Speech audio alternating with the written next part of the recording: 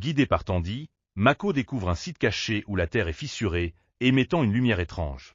Tandy révèle que cette blessure est la source de la souffrance de la savane, alimentée par des conflits humains, le braconnage et la déforestation. Mako comprend alors l'importance de sa mission et la gravité de la situation.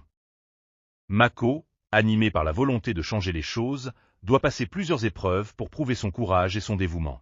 Chaque épreuve implique des figures de la faune, et il apprend d'importantes leçons sur le respect de la nature et l'harmonie avec son environnement. À chaque défi, Mako grandit en sagesse et en force, prêt à affronter les défis à venir. Mako retourne dans son village avec des idées nouvelles. Il raconte ses révélations à ses amis et à la communauté, les encourageant à changer leurs pratiques. Au début, ils sont sceptiques, mais ces histoires d'aventure captivent peu à peu l'auditoire. Les villageois commencent à voir l'espoir dans les paroles de Mako et se rassemblent pour agir. Alors que la sécheresse s'intensifie, des conflits éclatent dans le village et entre les tribus voisines.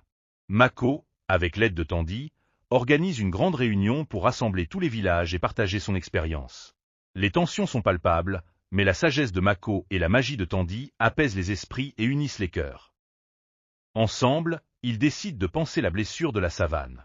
En plantant des arbres, en protégeant les animaux et en pratiquant des rituels traditionnels, le village commence à voir des changements. La sécheresse diminue lentement, et la vie revient. Les visages des villageois s'illuminent de joie et d'espoir, et la nature retrouve son équilibre.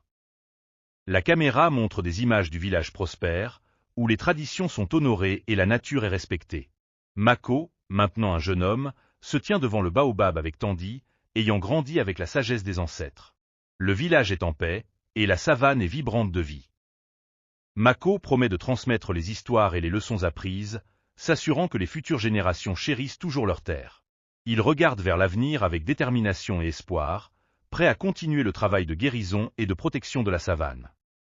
Si vous aimez cette histoire, n'oubliez pas de vous abonner.